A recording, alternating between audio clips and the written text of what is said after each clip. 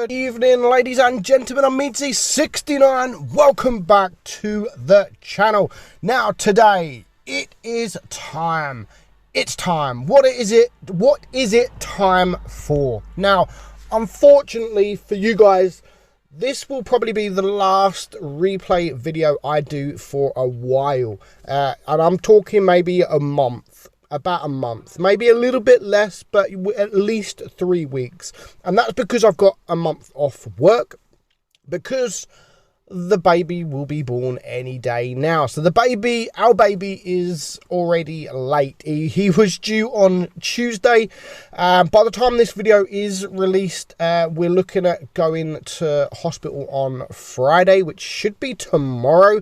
And if all goes well, we should be having the baby over either Friday or over the weekend. So because of that, I'm now off work, so I don't have no more work for over about 22 days, so just over 3 weeks.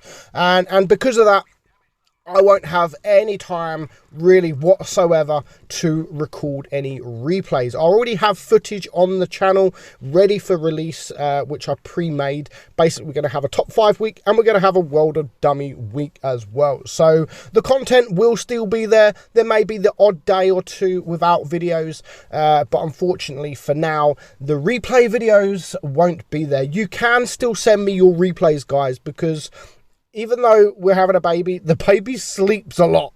Babies sleep a lot. So all the best replays that you guys send me, I will make time to record the replay, but I just won't have time to add it into a video and add voice, etc. So all the best replays I will actually sort of still record. It will give me something to do during the day whilst the baby is sleeping and whilst the other kids are at school. So I will still be a little bit active into the game. Obviously, we've got the 50 TP come in.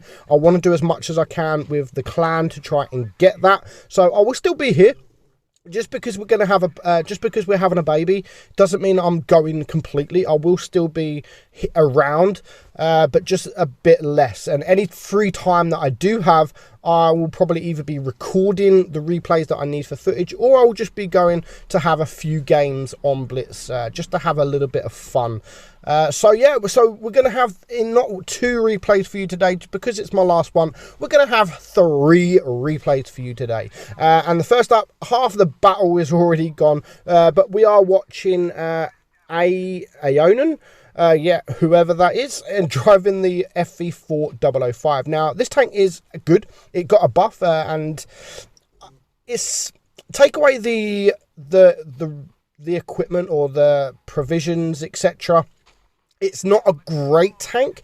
It did get the 1 second reload buff onto taken away from the reload, sorry, but it's still a good tank. It is still a good tank, and if you can use the speed boost makes it absolutely fantastic. If you can use the intra-clip reload boost, where it's only sort of 1 point something seconds in between each shell, that's a pretty good consumable as well to use. So other than that, you can also, because it is an auto loader, you can, and it does sort of a high damage, you can pick up damage very, very quickly. Now, our guy, unfortunate bounce there on the E100, but he's picked up almost 5k damage already. But you've also got to remember, it has 0 armor. So make sure to run the Spore Liner, because people will shoot HE at you, and at least they'll do less damage. Yeah, if you can save the speed boost until you really need it as well, because it's not that quick of a tank without that speed boost. But with the speed boost, it is actually a very quick tank, and it can get around the map very, very quickly. It's also a very tall tank as well, so it's very hard to hide behind buildings or hide behind rocks or even hills. So yeah, do bear that in mind. So 470 alpha there, another 488 alpha, and he's getting a 490 alpha. So those were some good rolls there, but unfortunately he has lost a lot of hit points. And now this is the kind of opportunity, or the best opportunity, to use the speed boost when you are on that reload, or when you need to use that speed boost to get around rocks from the team, from the enemy.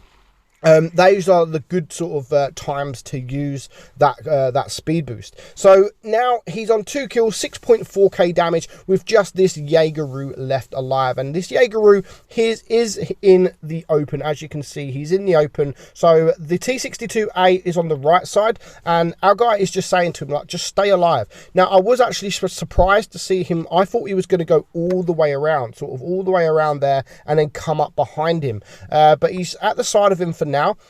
He's actually telling the T62 to spot him. They both have to be very careful. They are both one-shots, and this guy is still full hit points. If the T62 can spot him, that will be great, because his initial reaction will be to turn to face him, because our guy in the FE wasn't at the moment spotted. And of course, because of that reload, the intra-clip reload, he has managed to deal a lot of damage into that guy, bringing his hit points now only down to 700. He is on 7,700 damage. He's just about to reload his magazine, and he is going to get the final 2 shots into this guy and 3 kills. So nice play there. Well played from the T62A as well, and especially staying alive. And he ends on 8,898 damage, very close to the 9k, but not too bad at all. So well played there in the FV4005. Next up, we're going to watch a Jagdtiger from Sveni from the Vibes clan. Now, I wanted to show this because it's a brilliant game, and we are going to soon see the end of the Jagdtiger, because Wargaming are removing it from the tech tree, which is a shame, because they buffed it, they made it in a fantastic tank, and then they are just going to remove it from the tech tree premium. So you're only going to be able to purchase this tank now not that often, every few months, I should imagine, or if a community contributor does a monthly giveaway. So I can actually give away one of these a month if I wanted to. So that is the only way that if you don't buy this tank now, that will be the only way that you will be able to get this tank. Now, Wargaming gave it a 10.5 centimeters, even though it's a Jagdtiger 8.8 with the 8.8 centimeter gun. They've also then not recently, it was a while ago now, they gave it a 10.5 centimeter gun, when because of that, it literally made the tank just amazing. It really is great. It has the higher alpha, it's got nice penetration, it's got nice gun depression, I suppose, and it has actually got troll armor. So you've got to remember, it doesn't have a turret. It is a slow tank, so always make sure you've got the protection from either your team or hard cover from the rocks or anything like that. Pretty much what our guy is doing here. It's going to be very difficult for a tank to be able to circle him. Now, the T30 has shot, so he's able to release his DPM. The DPM is very good, and as you can see there, even side on, he still manages to get a bounce from one of the big guns there. He does take out the T92E1, so that is a couple of big guns out. There is still the Object 704 with a big gun, which he bounced not so long ago. So 2,000 damage now, 3 kills, and just 3 tanks left alive, and it's only him and this VK100 left alive. But at least the VK is still full hit points, but there's still a lot of work to do. They are losing on supremacy points. They haven't caught a base at the moment. Whether they do or not, I don't think they will, but they could actually. I think they should be sitting in base C at the moment, especially this VK. He is full hit points, although the enemy still have some big guns out there, so the hit points can go down pretty quickly if they are spotted. But they have to win this game. They will have to work together to pull this off. Now, he hasn't done too much damage at the moment. I mean, 2,000 damage, but the damage is about to go up, and it's about to go up very, very quickly. Now, he is in a good position. It's going to be very difficult for this VK168 to be able to penetrate him. If you are in a hold down position, you can actually get quite a bit of bounces.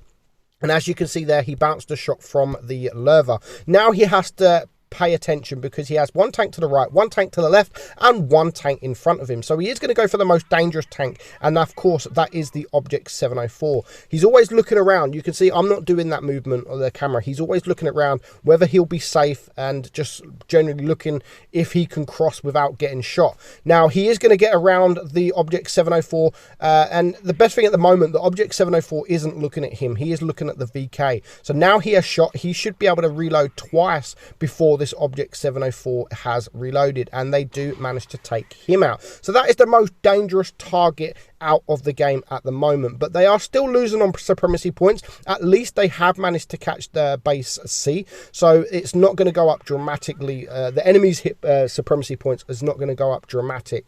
So it's still 2.5 minutes left on the clock. There's still quite a few hit points. The Lerva is basically full hit points there, and they are now going to focus him. I was thinking that he was going to go into base C, but I don't think he's that stupid. Now, what they need to do here, I was about to say they need to focus the same target, because going for 2 different targets isn't good when it's a 2 versus 2. They need to focus fire and go for the same target. But now he's left alive on his own. He has to pick one target out, and if that was me, I would be ignoring the VK168 now and going for the Lerva, because he's the one coming closer to him. He's the one that has better DPM, and he's the one with less hit points, and he's doing that. So well played there. He may take a shot from this Lerva, which he just does there, but 5.6k damage at the moment. He's on 5 kills, and he has managed to block 1800 damage. Now he is able to take a shot from this VK.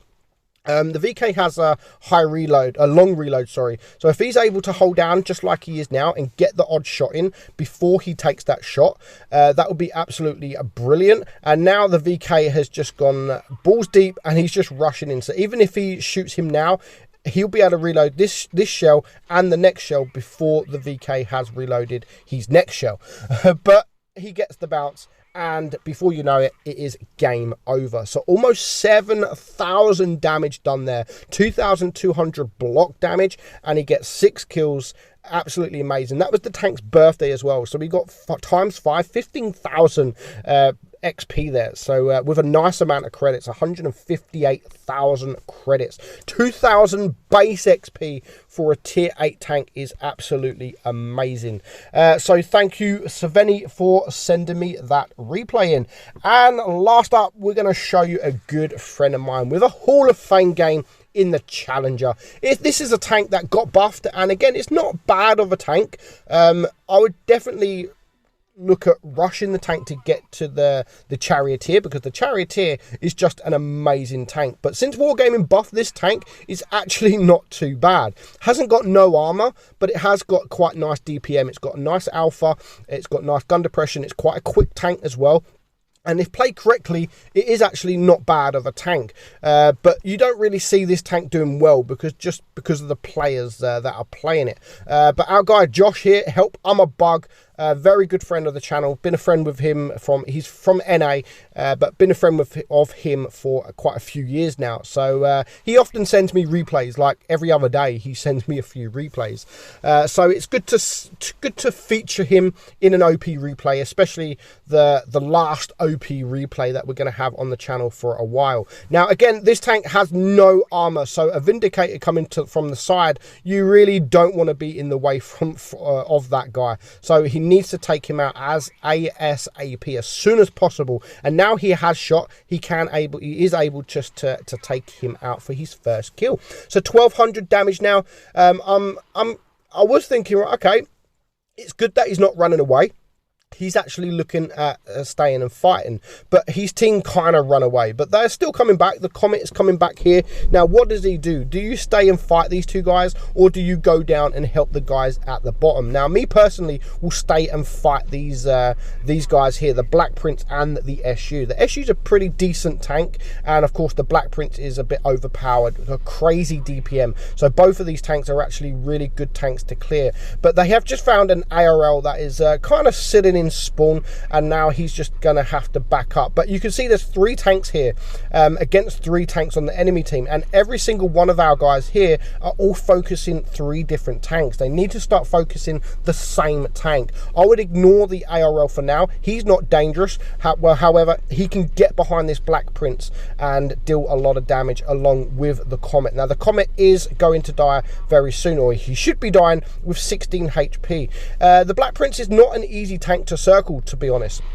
It's got great DPM, and the traverse, the turret traverse isn't actually that bad on the tank, and the reload is just literally like over 3 seconds, so it's a very short reload. Now is the time to focus on this ARL. He's a 2-shot, nice roll there, through just over 300, which brings Josh's damage up to 3.6k, but it is just him and the AMX left alive. The AMX is a 1-shot. They need to take this ARL out very quickly before the other 3 teammates come this way. So he is pushing in, and he is going to get the shot, and he is going to get his 4th kill. Now he is on for a Rezani medal. He's telling his teammate to run, stay alive. You're a light tank, you can do the spotting, and you don't have to really get close to these. At least if you spot the tanks, we know where to go, whether they're coming up or not, whether they're staying down, or whether they're coming around. So he is going to now get a shot on the Comet, bringing him down to a 1-shot, and again he needs to focus this guy, but unfortunately they just go around the corner,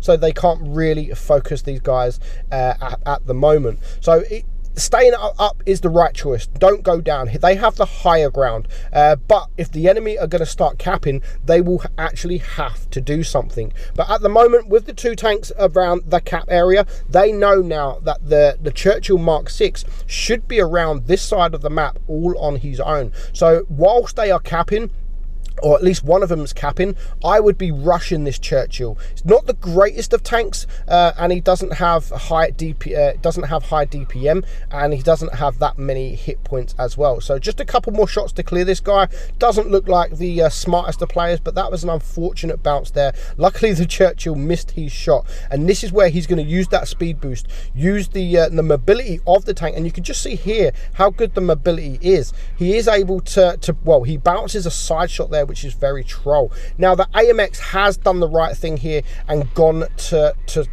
cap, to reset the cap. Is he going to clear the Comet, or is he going to try and reset the cap through the Tiger and let our guy Josh here have 7 kills? 4.8k damage at the moment. Come on, Joshy boy, you can do this. You've already had a fantastic game. 4.8k damage in this tank is really, really good. So he's going to go from the other side. Unfortunately, the AMX does take out the Comet, but we're not going to complain. I mean, they both have to work really well together. They have both worked really well together to pick up this win that shouldn't have really been a win. But, you know, just a couple more shots left. As long as the AMX can stay alive, keep the Tiger spotted, and they can just isolate this guy. One can get in front of him, one can get behind him, and that is exactly what we're going to see. So the AMX is sticking to the right side, whilst Josh is going now in front of him. Now, the best thing is the Tiger is now a 1-shot. Josh can take a couple of shots, but he is going to go in and get the kill. 6 kills, very close to Rezani. I love the fact that he didn't moan about it. He didn't say, God, dude, why'd you steal my kill? He knows that they had to get the kill. If he wouldn't have got the kill, the game may have been a different outcome, but we're never going to know that. But 5,700 damage, again, a birthday tank, 190,000 credits earned, and just look at that carry. Absolutely amazing. 500 damage was the next best player, and Josh there just with the 5.7k.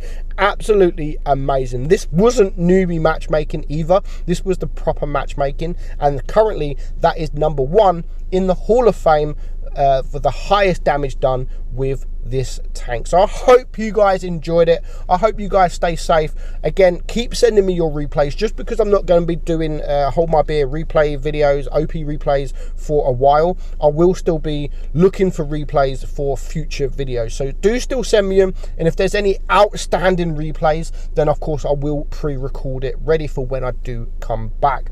But for now, I'm going to go and have a baby with my wife any day now. So stay safe, guys. Keep subscribing. I want to get to this 60,000. Even if we get to the 60,000 whilst on my break, I will then come back for a video to do a giveaway. We have 60,000 gold worth of premium tanks to give away for you guys, and considering 8.3 is here now, the tech tree premiums will be removed or have been removed.